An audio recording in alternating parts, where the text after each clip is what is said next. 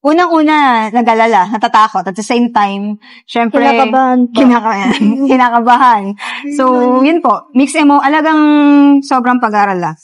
So, okay naman. Nung time na, na na-contact namin siya after 12 hours. So, kahit paano na relief po yung pag-aalala po namin. Syempre, sinasabi nila, minsan, okay lang kami dito, ganyan. Pero as a family, na mga nandito sa Pilipinas, syempre, diba, hindi naman sa medyo exaggerated tayo pero hindi mo maiiwasan.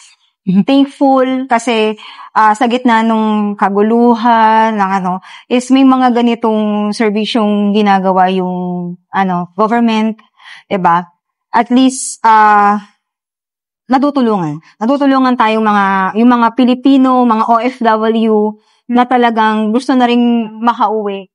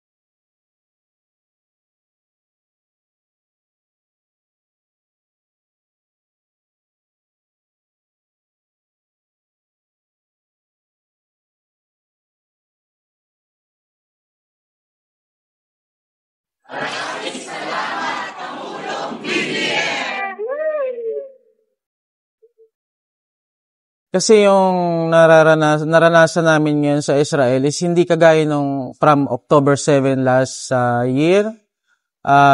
Mas malala ngayon. So yung pagsabog araw-araw, hindi lang isa, hindi lang dalawa, hindi lang tatlo. So 5 times, 6 times na alarm. So yung pagod at puyat na nararanasan namin, tsaka yung nervyos is nakakatrauma na.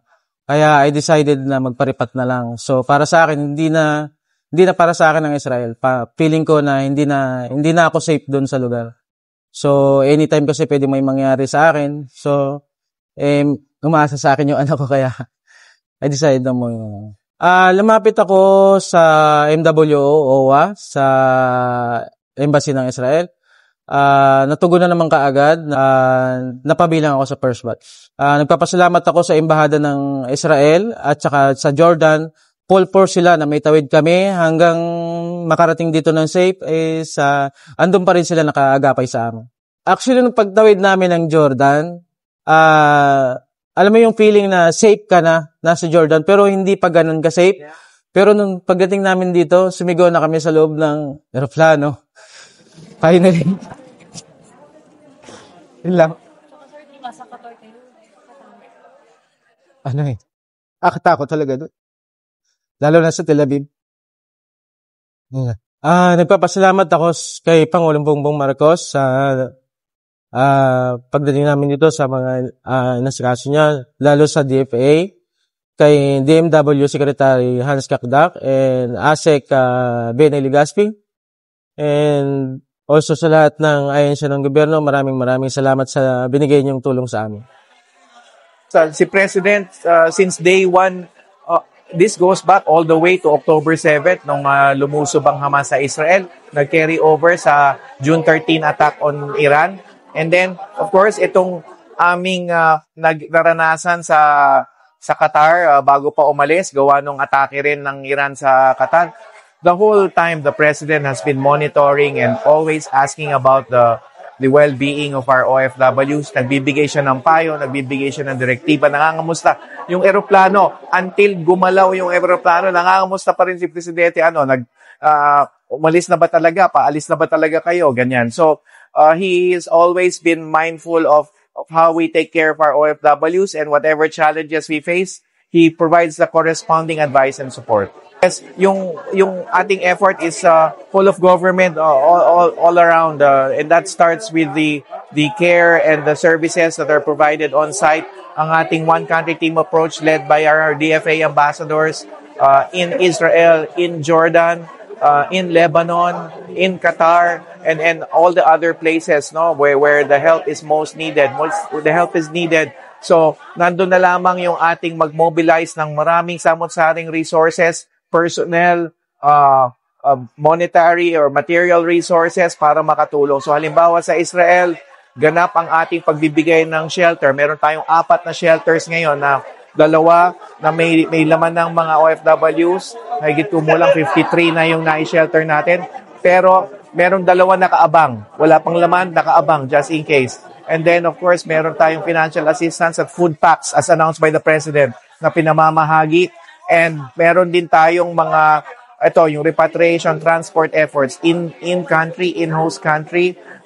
Halimbawa yung pag-transport sa kanila from itong grupo na ito from Israel, from Tel Aviv to the Israeli-Jordanian border. So, patuloy, ganap yung efforts. And then upon arrival pa, napakahalaga din kay Presidente, yung arrival at reintegration ng mga OFWs natin. As far as we know, umabot na ng halos 300. And at least 50 are travel ready. And there will be a second batch coming soon. So yung binibigay nating financial assistance is up to 2 months for the Israeli returnees. But for the other skill sets like domestic workers, let's say from Lebanon or Jordan, that could extend to up to 6 months pantawid na financial na tulong. Yung financial assistance yan, hindi lang yan for the sake of financial assistance. Habang may pantawid na financial assistance, andyan yung kay TESDA DG Kiko Benitez, pwede sila mag-training habang tinatawid namin sila with the financial assistance para pagtapos na yung period ng financial assistance, ay tapos na rin sila sa kanilang mga TESDA trainings and they could prepare themselves for local or overseas employment. Bring ourselves closer to our dear OFWs, OFW families. Yan ang number 1 na mandato ng ating Pangulo, maparamdam pa sa ating mga OFWs, OFW families ang programa at serbisyo ng kanyang pamamahala, kanyang administrasyon. Kaya't nandito tayo at pinadadama talaga natin ang husto.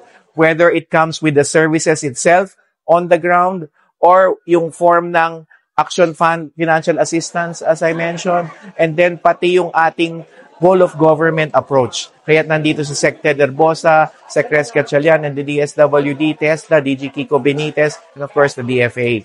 Katuwang din natin.